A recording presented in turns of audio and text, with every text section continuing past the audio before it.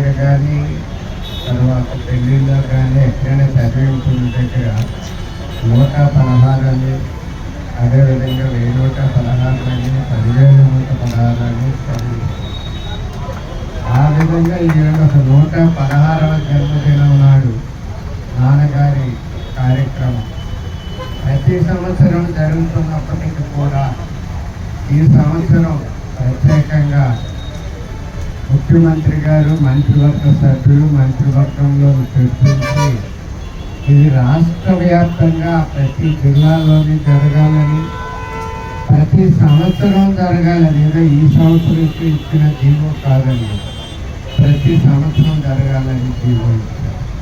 అందుకు ముందుగా ముఖ్యమంత్రి చంద్రబాబు నాయుడు గారికి, అదేవిధంగా ఉప ముఖ్యమంత్రి పవన్ కళ్యాణ్ గారికి, లోకేష్కి దాని గురించి కృషి చేసినటువంటి మంత్రివర్గ సభ్యులు, ముఖ్యంగా బీసీ వెల్ఫేర్ మినిస్టర్ సవిత గారు అయితేనేమి, అచ్చెన్నాయుడు అయితేనేమి, అందరికీ ధన్యవాదాలు ముందుగా తెలియజేసుకుంటూ ఈ కార్యక్రమ సభాధ్యక్షులు చిరంజీవి శంకర్కి అయితేనేమి, అదేవిధంగా మరొక ఉన్న వాళ్ళైతేనేమి, వేదిక ముందు ఉన్న వాళ్ళైతేనేమి, ఎక్కడో ఒక దగ్గర లక్షణ గారి కుటుంబానికి సన్నిహితులు ఆత్మీయులుగా ఉన్నారు. అటువంటి కుటుంబ సభ్యులందరికీ కూడా నా హృదయపూర్వక నమస్కారం.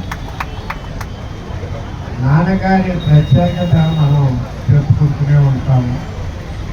అయితే ఈ జీవో కొన్నాళ్ళ కిందటే నిర్ణయమైనప్పటికీ ఈ ప్రొసీజర్ అంటూ గవర్నమెంట్లోనే ఒకటి ఉంటుంది. ఆ ప్రొసీజర్ వల్ల మొన్న సాయంకాలం రిలీజ్ అయ్యింది కేడీపీఓ. అందుకని కొంచెం ఇక్కడ ఏర్పాట్లు, ప్రభుత్వపరమైన ఏర్పాట్లు కానీ ప్రతి సంవత్సరం మనం చేసుకుంటున్నాం. నాన్నగారు అభిమానులైతేనేమి, అదేవిధంగా శ్రీశైల సంఘ సభ్యులైతేనేమి ప్రతి దగ్గర రాష్ట్ర వ్యాప్తంగా జరుగుతూనే ఉన్నారు. అయితే ఇప్పుడు ఒక రంగు, అదొక ప్రత్యేకత, గుర్తింపు, ప్రభుత్వ గుర్తింపు అంటే చిన్న మాట కాదు, అందులోని కూటమి గుర్తింపు అంటే మరింత చిన్న మాట కాదు. అది కూడా ఈ ఒక్క సంవత్సరం కదా ఏదో లేనప్పుడు ఇవ్వలేదు. మీకు ఇందాకే చెప్పాను, మొత్తం కంటిన్యూస్గా ఎప్పుడు నీరు జరపాలని. ఈ తక్కువ సమయంలో కొద్దిగా ఏర్పాట్లను హడావుడి జరిగింది. కానీ ఇంకా విస్తృత స్థాయిలోని నాన్నగారికి సంబంధించిన చాలా పెద్ద ఓల్డ్ ఫొటోస్ కూడా ఉన్నాయి సార్. మేము కొన్ని కార్యక్రమాలకు అది పెట్టడం జరిగింది. అంటే కార్యక్రమాలు చాలా జరిగాయి. ఉదాహరణ చెప్పాలంటే నాన్నగారి 100th బర్త్ సెలబ్రేషన్ 2009లోని అప్పటి chief minister doctor YS Rajasekhara Reddy గారు 1 year జరపమని ఆర్డర్ వేశారు. ఆ ఆర్డర్ వేయడమే కాకుండా దానికి ఒక కమిటీ వేశారు. ఆ కమిటీకి రోషయ్య గారు చైర్మన్, మిగిలిన మంత్రులు. ఆ తర్వాత మీరు చూసుంటారు, మేము చూసుంటాం, ఎన్నో ఈ అవిశ్వాస తీర్మానం, no confidence motions central government మీద కూడా పెడుతుంటారు, స్టేట్ గవర్నమెంట్ మీద కూడా ప్రతిపక్షాల వాళ్ళు పెడుతుంటారు. దేనికి? Just to discuss. అంతా కొంత మడ్డ అన్నది రూలింగ్ పార్టీ మీద వేయడానికే తప్ప మరొకటి కాదు. అటువంటిది నాన్నగారు రాజీనామా చేసి బయటకు వచ్చి నో కాన్ఫిడెన్స్ మోషన్ ఇచ్చారు. ఫస్ట్ మన ఆంధ్ర స్టేట్లో ఫస్ట్ నో కాన్ఫిడెన్స్.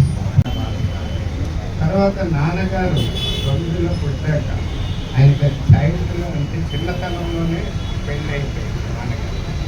ఆయన కూడా ఈరోజు చిన్న కోయిన్సిడెన్స్, పెద్దది కాదు, ఈరోజు జన్మాష్టమి అంటే మన కృష్ణుడు 8వ సంతానం.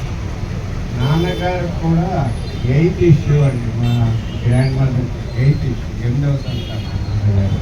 అయితే ముగ్గురే బతికారు, మా పెద్ద నాన్నగారు, మా అత్తగారు, నాన్నగారు. అలాగే నాన్నగారు కూడా ఇలాగే పెళ్ళి అయిపోయాక ఆయన ఇందులో ఫ్రీడ ఆమె చనిపోయింది. స్మాల్ పాక్స్ ఆ రోజు వచ్చి ఆ రోజులు ఆమె చనిపోయింది. మా నాన్నమ్మ, మా గ్రాండ్ మదర్ మళ్ళీ పెళ్లి చేసుకోమంటే ఒప్పుకోలేదు. ఆ తర్వాత police site in those days 10,000 rewards అక్కడ మహానుభావులు నాన్నగారికి ఆయనకి చాలా వ్యత్యాసం ఉన్నప్పటికీ అల్లూరు సీతారామరాజుకి 10,000 పెట్టారు. ఇక్కడ నాన్నగారికి 10,000 రివార్డ్ పట్టుకున్నా కాల్చుతారు. అటువంటి రివార్డులను అజ్ఞాతంగా తిరుగుతున్నాను అండర్ గ్రౌండ్. పెళ్లి చేయమంటే చేసుకున్నాను. ఎందుకు అంటే నేను ఎప్పుడు చనిపోతానో నాకు తెలియదు. ఇంకొక నేటి భవిష్యత్తు నేను కోల్పోయాను. అంటే మరి పెళ్ళే చేసుకోవాలని మా నాన్నమ్మ అడుగుతారట. ఇండిపెండెన్స్ వచ్చాక పెళ్లి చేసుకుంటాను, అది ఆయన శబదం. ఆ విధంగా నాన్నగారు శబదం పట్టి ఇండిపెండెన్స్ 47 వచ్చాక నాన్నగారు మ్యారేజ్ 48 అయ్యింది.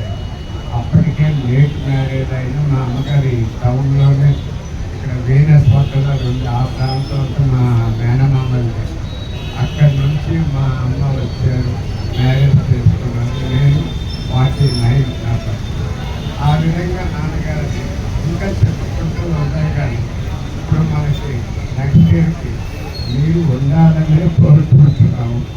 అలాగే నెక్స్ట్ ఇయర్ ముందుగానే మనం ప్లాన్ చేసుకోండి. ఇప్పుడు మీ టైమింగ్స్ కూడా ఇంకా అర్జెన్సీ బట్టి మీరు పెట్టుకున్నారు. అయితే ఈరోజు నాకు చిన్న లోటు కనిపిస్తుంది. ఏ లోటు చెప్పండి? పింజరా పోలు లేకపోవడం చిన్న లోటు. అసలు అదొక జస్ట్ ఎర్రన్నాయుడు గౌతులత్తన్నకి మానస పుత్రుడని రాష్ట్రం అంతా తెలిసాయి. ఎర్రన్నాయుడు నాకన్నా మా ఫాదర్ ఎర్రన్నాయుడు థాట్స్కి వాటికి అట్రాక్ట్ అయ్యి ఈ బీసీ కాన్సెప్ట్ అన్నది ఎర్రన్నాయుడు నుంచే బాగా స్ప్రెడ్ అయ్యింది. నాన్నగారు ఆయన గురువుగారు లాగా ఈ బీసీ కాన్సెప్ట్ దాని నెసెసిటీ దాని అవసరం బాగా ఎర్రన్నాయుడు నేర్పించబట్టే ఫస్ట్ టైం మచిలీపట్నం టోటల్